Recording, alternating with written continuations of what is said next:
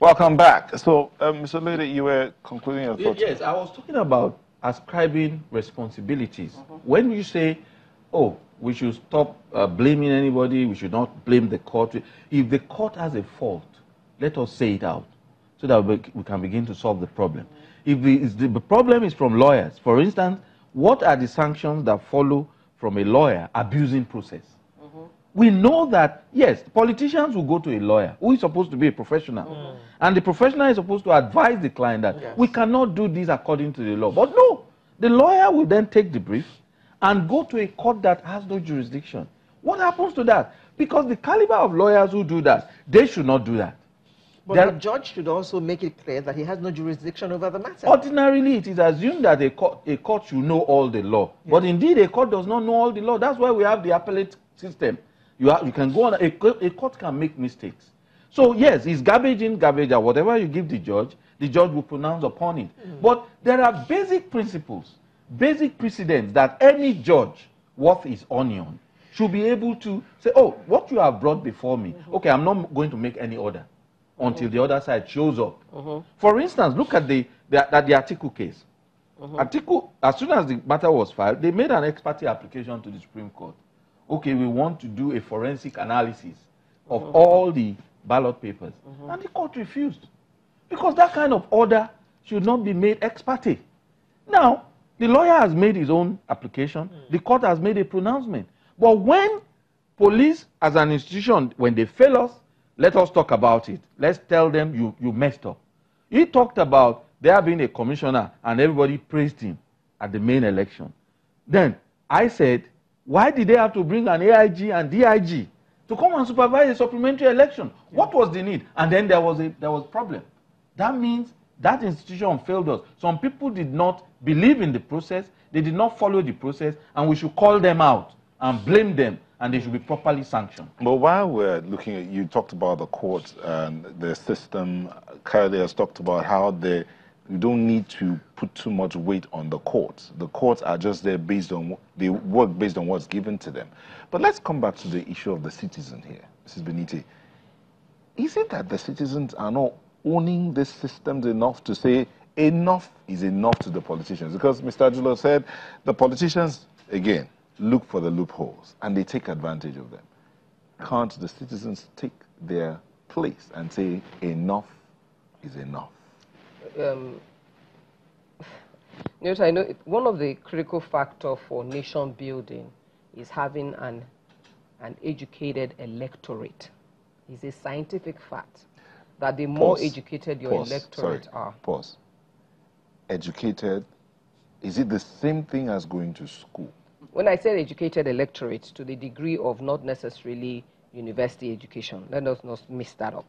But an educated electorate is an electorate that understands the system called democratic system of politics, because that's what we are practicing here. The people do not know, and I repeat, the average Nigerian does not know she owns the system. That word, people owning the system, does not happen in Nigeria. And like my learned friend here said something very profound. Leadership, and I have said it before, leadership, when things go wrong, the leader takes the blame. When things go right, the team is celebrated. It is the principle of leadership. And that's why nobody takes this honor. You don't want to run towards where you have to take the leadership position. You need to know your capacity. Like the Guinea guy of Akwa Ibom showed leadership in INEC. He said, I didn't go to Akwa Ibom to count money, I went to count votes. That is leadership. He took responsibility for Akwa Ibom. The INEC is in charge of election, not even the military. INEC determines what weight of security is required for every demographics. The people, INEC is responsible with NOA, the National Orientation Agency, and the Minister for Information and Culture is responsible to educate Nigerians. The politicians know Nigerians, the average Nigerian is too hungry to be mindful about the whole system because they know they are not educated enough to understand it. The average Nigerian who is 100, 80, 70, and maybe 60 plus are all immersed in a feudal system of culture, whereby electoral offices is still equated as chieftaindom, as an Oba of Benin, Olu of Wari. These things are still ingrained in the mental faculty of Nigerians. So when it comes to election... Of the aged Nigerians. No, it has been passed down. Yes. So a mother passes down to the child and says, I beg, no mind them. This governorship election, no need. Your vote will not count. At what point in time will vote count? Is the point in time, if INEC from today, not at 1 year to election, begins to make a presentation to infuse education of election up to the primary school. You don't understand. The average American knows her rights. The right to vote is mine. If I want A on that throne, they put A. If you look at what happened with the midterms elections, where the Democratic Party took most of the houses in the Congress, while the other side, they chose. If they chose the wrong people, it's also their business. However, this is the snag here, where the people also would take responsibility to the degree of understanding that the leader you choose will determine your future in the next 4 years. But guess what? They don't know jack. You know why I know they don't know jack? When a man gives you money and a bag of rice for an election and you're celebrating because you have been hungry, take a spoon every day, the rice will finish 1 year. You don't go reach 2. You don't go reach 4 years. So, a people who are already disenfranchised in many factors, like the minimum wage, which we will probably talk about here. 30,000, someone announced, oh, 30,000 minimum wage from 18, and someone is rejoicing. Really, the problem of Nigeria is not the minimum wage issues, it's the production value. The increase of capacity of a nation and the capacity of the individuals that play within a nation. When a nation like Singapore is paying $85,000 per capita, do you think $85,000 per capita just appeared from the spirit? No, they created a system for their people to obtain that amount of money. They have over 200 international companies within Singapore. But before they got there, they had a financial system they needed to create. They created the environment. He said something. He said, I had to. A man said, I had to re-educate, reorientate my people to move them away from a third world mentality. Apart from a third world nation, there's the third world mentality to the first world mentality. So these are the issues. The third world mentality is the consuming mentality, that thinking that one Father Christmas will be feeding me and I have no responsibility for my life. But the other way around is that you must move and take your destiny into your hands. We don't have that power yet. We should stop deceiving ourselves. And when we say system breakdown in Nigeria, it doesn't mean everything is finished. It's what they call taking responsibility. When you take responsibility in your home, you say, oh, all my systems are broken down. Doesn't mean my family does not exist anymore. It simply means there are repair works, fundamental repair works required. When my system breakdown of my oratory system, maybe because of Qatar and some things, what do? I go for repair. But when you have judiciary now breaking down now, which is like the bedrock of society is justice, you're already going down worse than where you are. Because every other thing can be parabolating and making, oscillating. But when judiciary, the base of justice, begins to shake in a nation, and there's argument within the public sector because you don't understand the constitution, which you also have a 99 constitution that has a framework that's not we the people, even though it starts to say we the people, it is not we the people. Okay. So you have many loose ends that you need to tie up, but most importantly to conclude is that these individuals called Nigerians, that people want to say, ah, you people voted. No, the kind of people that voted, were they well informed? Look at the governorship election is the evidence that Nigerians didn't care about the governorship.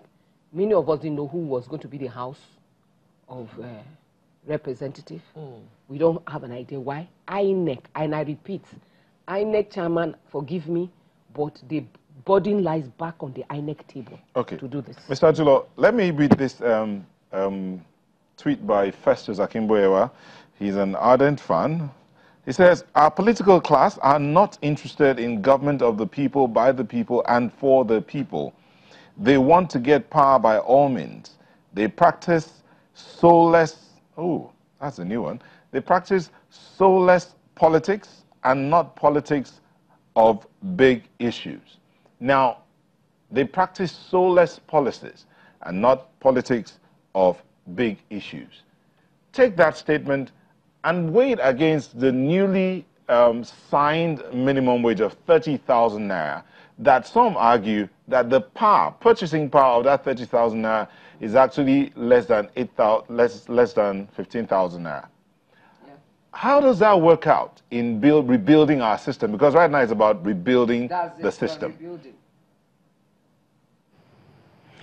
Well, let me thank the person that sent that tweet.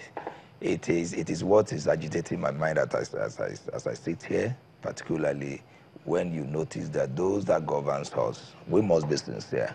Unfortunately, I happen to be one of those that always queries whether there's something in our gene, that's in our DNA, that made it such.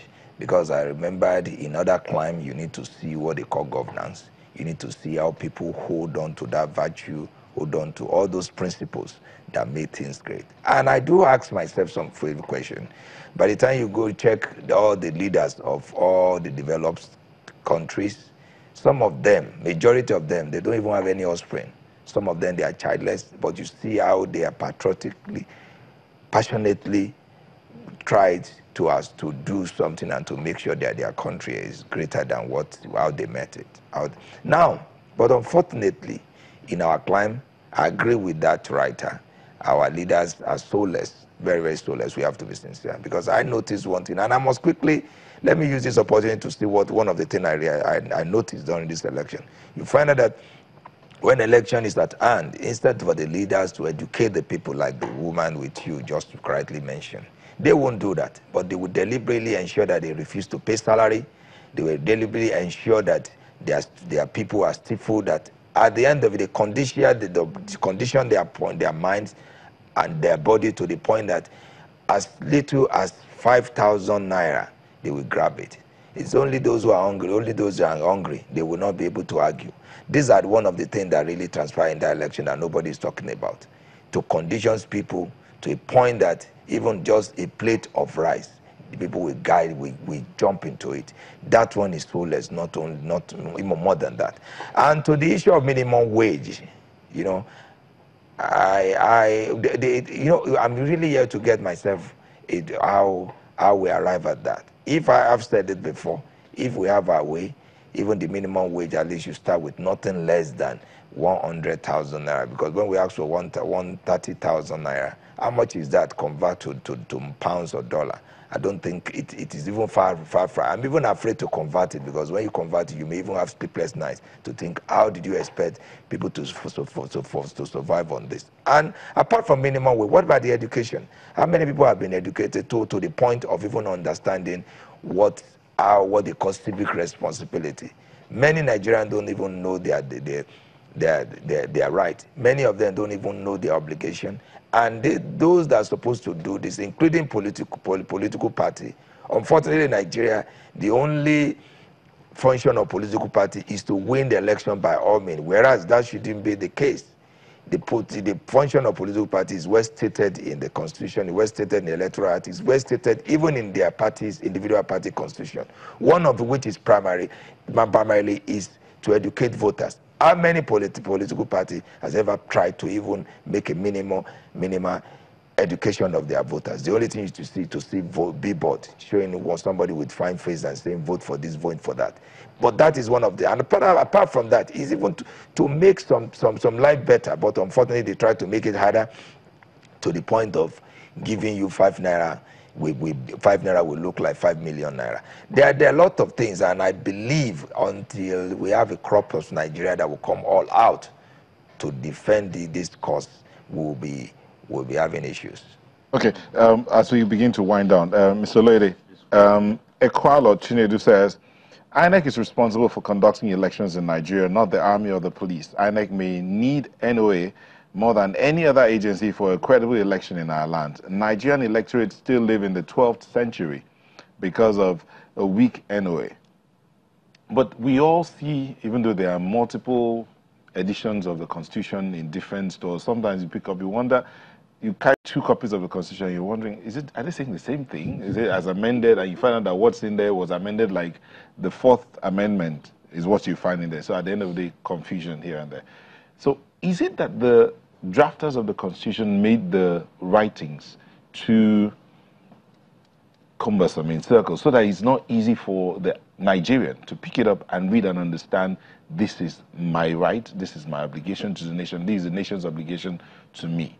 And so they need somebody to educate them about it. It's written in legalese. Well, you see, we Please don't worry, don't talk as a lawyer, talk as a Nigerian. Oh, yes, I want to try and break it down. Okay. That's why I'm not going to talk about it from a purely legal perspective. I'm going to talk about it from a systems perspective, as she started with, that it's about failure of system, particularly the educational system. Now, let me talk about my daughter. She's in primary school, and we went for this open day in school, and we were presented with our books and all that. And I saw that she didn't do well in general studies.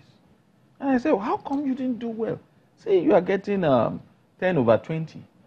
And she said, and I said, where are the books? The teacher was sitting down. Where are the books where these children get information about general studies? And the general studies will do with history, about Nigeria, civic responsibility, and all that. And the teacher told me, in plain terms, that, well, they encourage the children to source for such information from Google. That is the truth. I'm talking of what happened last month in a school in Lagos State. And I said, to source from information Google. About social constitution, Macpherson constitution, all those things from Google. Now, so coming back home now, when you look at it, the system's failure she talked about and she has been harping on has affected a lot of things. Now, you talk about the constitution.